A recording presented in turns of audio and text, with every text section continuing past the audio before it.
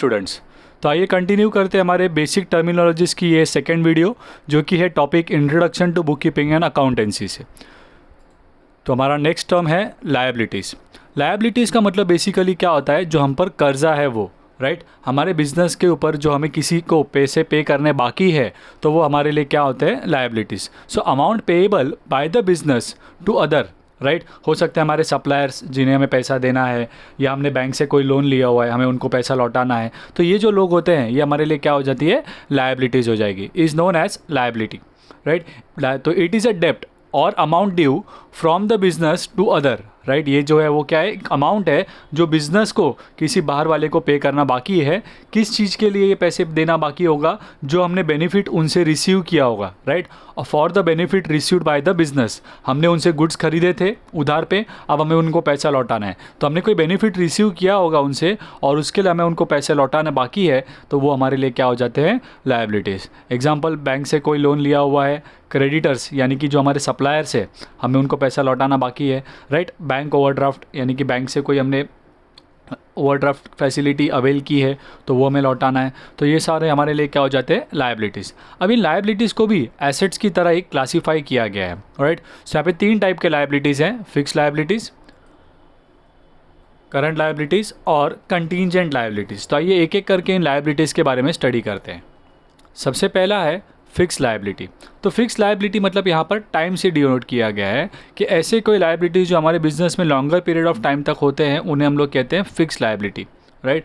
तो one of the major sources of fund in the business is fix liability, right. तो business को जो funding करने वाला जो मेजर सोर्स होता है वो होता है हमारा फिक्स लायबिलिटी। जैसे हमने बैंक से कोई लोन लिया हुआ है, बिजनेसमैन ने जो बिजनेस में पैसे पुट किए, जिसे हम कहते हैं कैपिटल, राइट। तो कैपिटल भी बिजनेस के लिए एक लायबिलिटी है, क्योंकि बिजनेस ऑर्गेनाइजेशन को ये जो फंड है वो उनके बिज़नेस के जो पार्टनर्स हैं या बिज़नेस का जो ओनर है उन्होंने दिया हुआ है, राइट। तो बिज़नेस के ओनर ने जो पैसा डाला है बिज़नेस में, वो होता है हमारा capital. It may be in form of capital, या हमने कोई लोन लिया हुआ है बैंक से, राइट। तो वो सारे जो होते हैं वो हमारे फिक्स लायबिलिटीज़ रहेंगे, ओके। जो जनरली हम लोग 1 साल के अंदर पे नहीं करते, ये लॉन्गर पीरियड ऑफ टाइम तक बिजनेस में हमारे लायबिलिटीज़ में रहते हैं, उन्हें हम लोग कहते हैं फिक्स लायबिलिटी।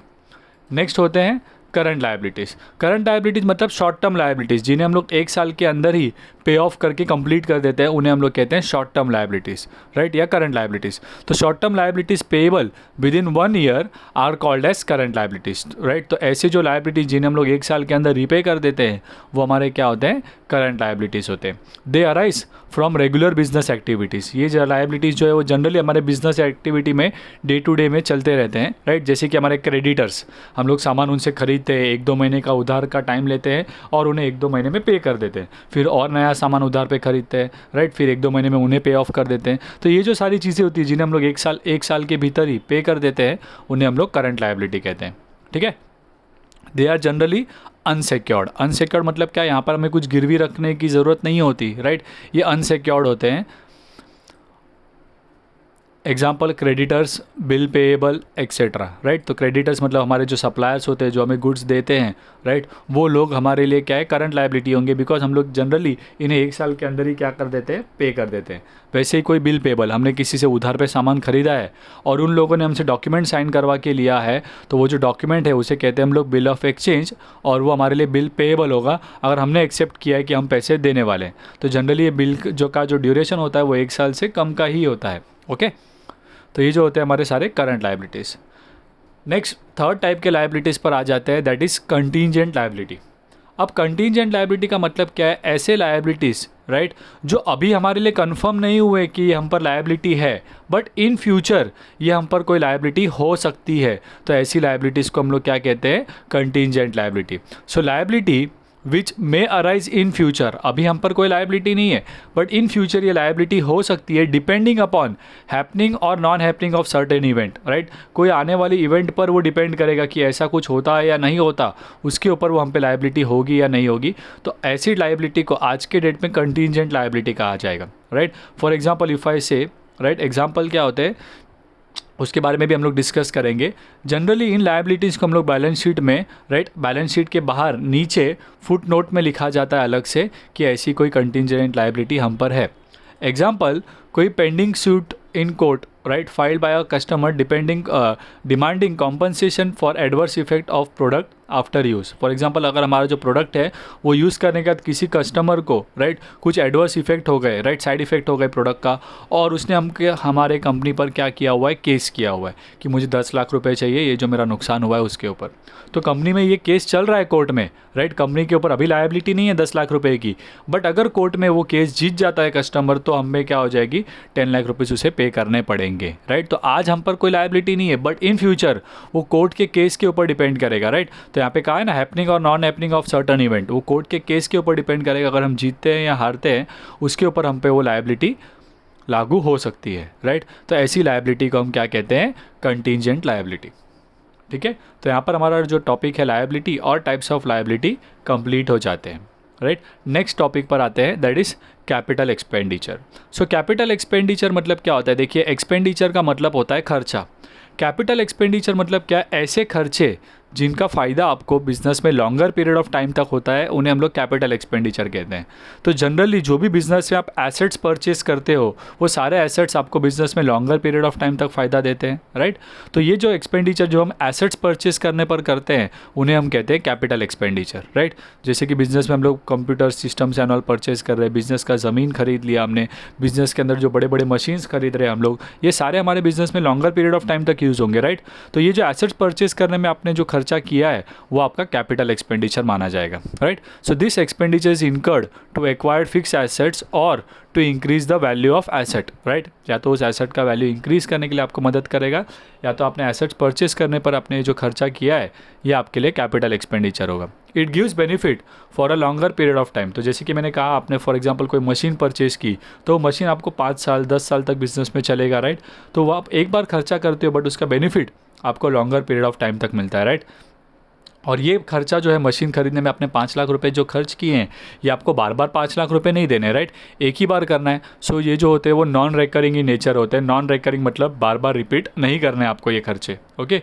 एक बार खर्चा करो उसका बेनिफिट आपको सालों साल तक होगा।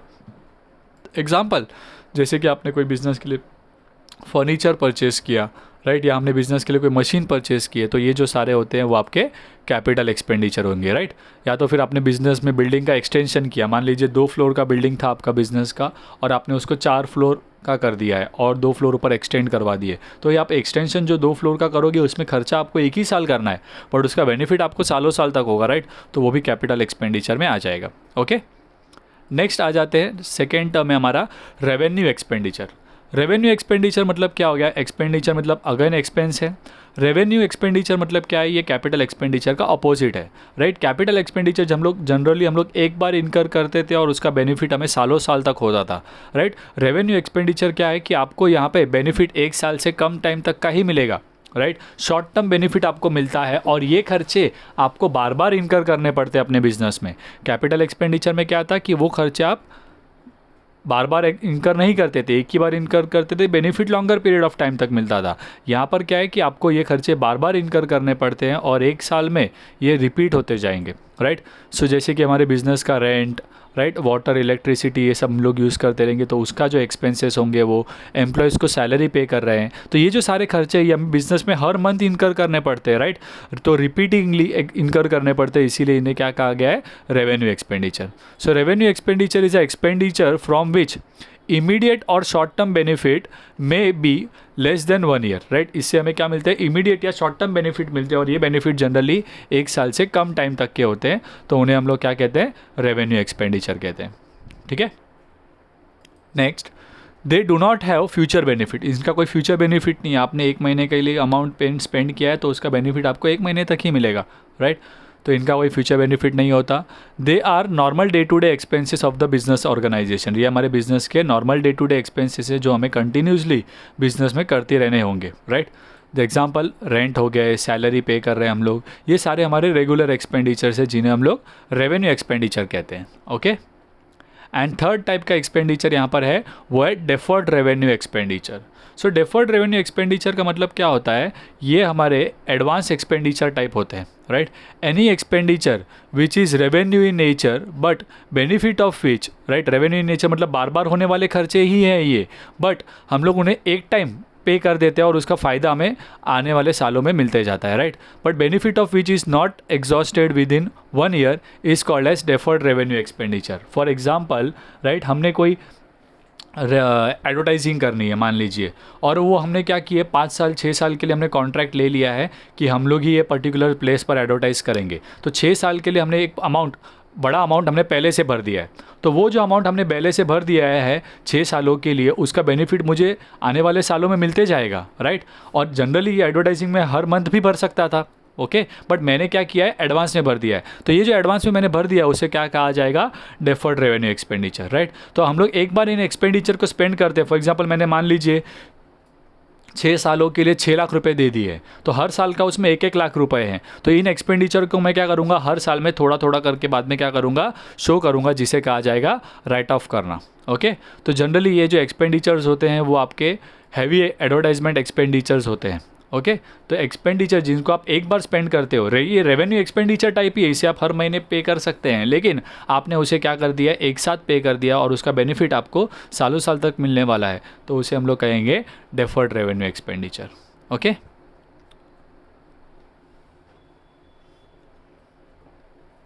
नेक्स्ट टर्म पर आ जाते हैं हमारे, वो है डिस्काउंट। अब डिस्काउंट तो आपको पता ही है, कई सारे जगह पर हम लोग जाते हैं कोई प्रोडक्ट परचेस करने के लिए या कोई सर्विस एंजॉय करने के लिए, वहाँ पर हम देखते हैं डिस्काउंट्स, राइट। सो डिस्काउंट का मतलब बेसिकली क्या होता है कि ओरिजिनल प्राइस से कुछ प्राइस में क्या करना, आपको कंसेशन देना, उसे हम कहते हैं discount, right. So discount is concession और allowance given by the seller to the buyer. Seller जो गुड्स बेच रहा है वो बायर को डिस्काउंट देता है, राइट, कि आपको हम लोग ओरिजिनल प्राइस में इतना अमाउंट ऑफ कर देंगे, तो वो होता है आपका डिस्काउंट। अब यहाँ पे हमारे डिस्काउंट जो होते हैं वो 2 टाइप के होते हैं, एक होता है ट्रेड डिस्काउंट और एक होता है कैश डिस्काउंट। आइए देखते हैं ट्रेड डिस्काउंट और कैश डिस्काउंट क्या होते हैं। तो सबसे पहले हम लोग देखते हैं ट्रेड डिस्काउंट।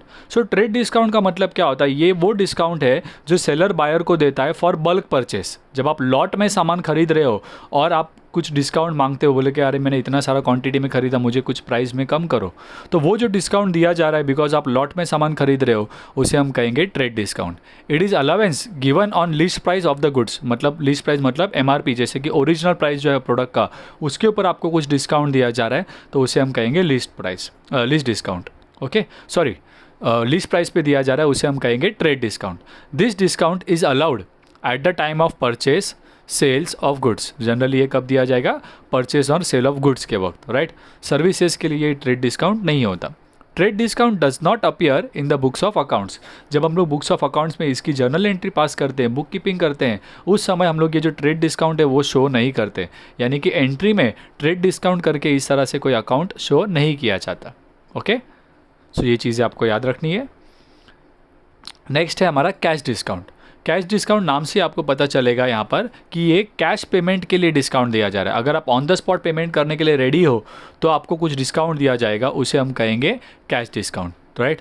तो स्पॉट पेमेंट के लिए जो डिस्काउंट दिया जाता है उसे हम कहेंगे cash discount. It is the amount deducted from the final amount due eight the time of receipt, right. तो फाइनल अमाउंट जो भी ड्यू है, आज आपका 8,000 रुपये लेना बनता है, तो वो सामने वाला पर्सन कह रहा है कि चलो मैं अभी आज का अगर 8,000 रुपये क्लियर कर देता हूँ तो मुझे कुछ डिस्काउंट दोगे क्या। तो हम बोलेंगे ठीक है, आपका आज 8,000 रुपये देना था, अगर अभी का अभी आप पूरा पेमेंट कर रहे हो तो हम आपको 7,500 में अलाउ करेंगे, राइट। तो 500 रुपये हम लोग डिस्काउंट दे रहे हैं, तो वो डिस्काउंट को क्या कहा जाएगा, कैश डिस्काउंट। क्या कहा जाएगा, कैश डिस्काउंट, ठीक है।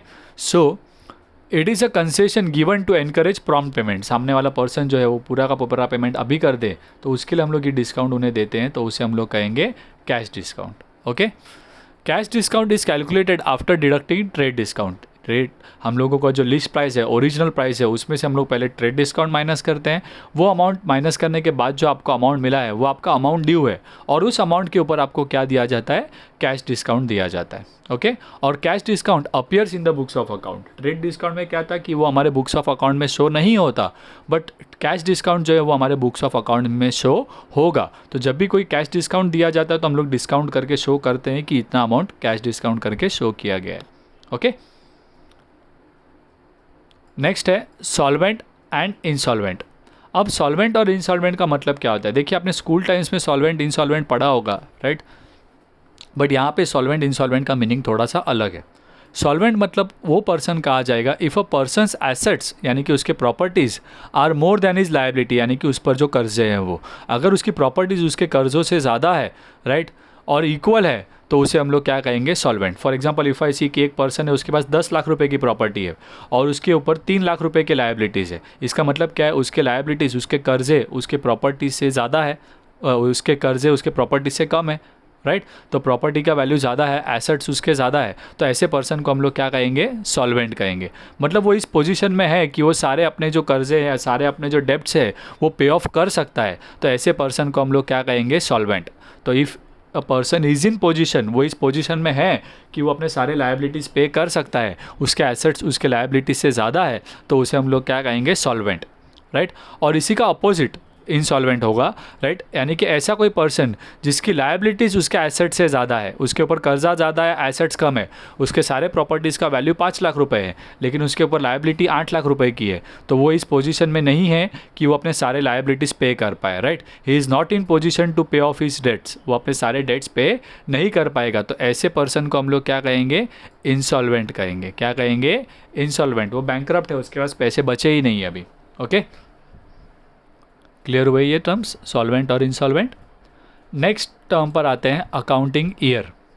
सो अकाउंटिंग ईयर का मतलब क्या होता है, यहाँ पर हमारे अकाउंट्स में जो है बुक कीपिंग करते समय हमारा जो अकाउंटिंग ईयर होता है वो 1 अप्रैल से शुरू होता है और घूमकर 12 महीने कंप्लीट करने के बाद 31 मार्च को ख़त्म होता है, राइट। सो अकाउंटिंग ईयर मतलब 12 महीने का ये एक पीरियड है जो कि शुरू होता है 1 अप्रैल को और 31 मार्च को complete. It is a period of 12 month for which accounts are maintained and close by the proprietor. यानी कि ओनर जो है बिजनेस का, प्रोप्राइटर जो है, वो इस पीरियड में का अकाउंट्स मेंटेन करता है, यानी कि 1 अप्रैल से 31 मार्च का। Okay, accounting year starts from 1 April and ends on 31 March. At the end of accounting year, right, जब अकाउंटिंग ईयर कंप्लीट होता है तो प्रोप्राइटर यानी कि बिजनेसमैन जो है वो क्या करता है, trading account, profit and loss, balance sheet, ये सारी चीज़ें क्या करता है, प्रिपेयर करता है to find out financial position, यानी कि करंट ईयर में उसने कितना प्रॉफिट अर्न किया, राइट। इस ईयर कंप्लीट होने के बाद उसके पास क्या क्या एसेट्स है, कितने उनके ऊपर लायबिलिटीज़ है, ये सारी चीज़ें उन्हें ये स्टेटमेंट्स बनाकर पता चलता है। ओके, इन सारी चीज़ों को आपको धीरे धीरे ये सारे जो आपका सिलेबस है कंप्लीट होने के बाद लास्ट चैप्टर में आपको पता चलेगा कि किस तरह से ये प्रिपेयर किया जाता है। ओके, नेक्स्ट टर्म पर आ जाते हैं, trading concern and not for profit concern. अब ट्रेडिंग कंसर्न का मतलब क्या होता है, ऐसे बिजनेस ऑर्गेनाइजेशन जो बिजनेस में प्रॉफिट अर्न करने का उनका एम होता है, उन्हें हम लोग कहते हैं trading concern. So trading concern means a business established with an object of earning profit by selling goods is called as trading concern. जिनका काम क्या है कि गुड्स बेचकर प्रॉफिट कमाए, राइट, उनका मेन एम प्रॉफिट ही होता है, ऐसे ऑर्गेनाइजेशन को हम ट्रेडिंग कंसर्न कहते हैं, right. Also known as commercial और प्रॉफिट मेकिंग ऑर्गेनाइजेशन, इन्हें हम लोग कमर्शियल या प्रॉफिट मेकिंग ऑर्गेनाइजेशन भी कहते हैं। ओके, नेक्स्ट है not for profit concern. Not for profit concern मतलब क्या, ऐसे भी बिजनेस ऑर्गेनाइजेशंस जिनका मेन एम प्रॉफिट अर्न करना नहीं है, वो लोगों को सर्विस देने के लिए है, राइट, किसी को फ़ायदा करवाने के लिए है, तो उन्हें हम लोग क्या कहते हैं, नॉट फॉर प्रॉफिट कंसर्न।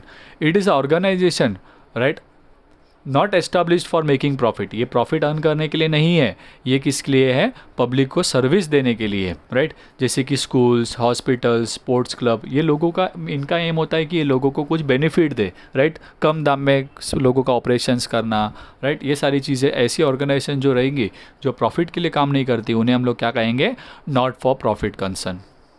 ठीक है, नेक्स्ट टर्म पर आ जाते हैं, गुडविल। गुडविल का मतलब क्या होता है, गुडविल ये जो है ये एक इंटेंजिबल एसेट है, यानी कि कंपनी का जो नाम या रेपुटेशन जिसकी वजह से कंपनी को क्या मिलता है, higher amount of profit, right. Original product, normally जो प्रोडक्ट का दाम होगा उससे इनको ज़्यादा दाम में इनका प्रोडक्ट बेचा जाता है।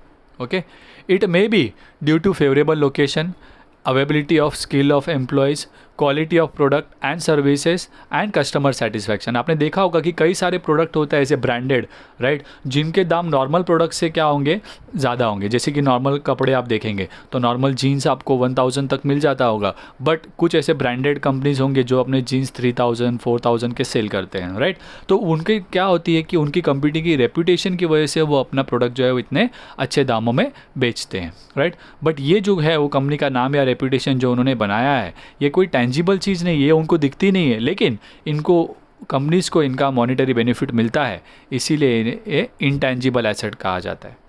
ठीक है, नेक्स्ट है प्रॉफिट और लॉस। अब प्रॉफिट और लॉस ये टर्म तो आपको पता ही है, प्रॉफिट मतलब फ़ायदा, लॉस मतलब नुकसान, राइट। सो जब प्रॉफिट का मतलब क्या होगा, जब आपके बिजनेस ऑर्गेनाइजेशन में आपका सेलिंग प्राइस जो है वो आपका ज़्यादा होगा किससे, कॉस्ट से, इसे हम लोग क्या कहेंगे, profit. Okay, profit increases the capital of the business. Obvious ही बात है कि बिजनेसमैन ने जो भी पैसा पुट किया है, अगर साल में उसको प्रॉफिट हुआ है तो वो पैसा बिजनेस में उसका जो है वो बढ़ जाएगा, राइट। सो प्रॉफिट होने से आपका बिजनेस का जो कैपिटल है वो बढ़ जाता है, इंक्रीज हो जाता है। और नेक्स्ट है लॉस। सो लॉस मतलब क्या है कि जब आपका कॉस्ट प्राइस जो है वो आपके सेलिंग प्राइस से क्या है, ज़्यादा, right. When cost price of goods is more than selling price, it is called as loss. ठीक है, loss decreases the capital of the business. आपके ने बिजनेस में 1 लाख रुपए डाले और उस साल में आपने 20,000 रुपया नुकसान हुआ, तो आपका जो पैसा है वो बिजनेस में से क्या हो जाएगा, कम हो जाएगा, क्योंकि आपने 1 लाख रुपए में से ही 20,000 रुपये का नुकसान हो गया है। तो अब आपके पैसे बिजनेस में 80,000 रुपये ही बचे होंगे। तो लॉस होने पर आपका कैपिटल जो है वो कम हो जाता है, प्रॉफिट होने पर आपका बिजनेस का कैपिटल क्या हो जाता है, बढ़ जाता है। क्लियर ये। नेक्स्ट लास्ट टर्म पर आते हैं हमारे बेसिक टर्मिनोलॉजीज के, वो है नेट वर्थ या ओनर्स फंड, या हम इसे कहते हैं कैपिटल। तो कैपिटल का मतलब हमने कहा था आपको कि जो अमाउंट या फंड्स जो बिजनेसमैन बिजनेस में इन्वेस्ट करता है उसे हम लोग कहते हैं कैपिटल, बराबर है।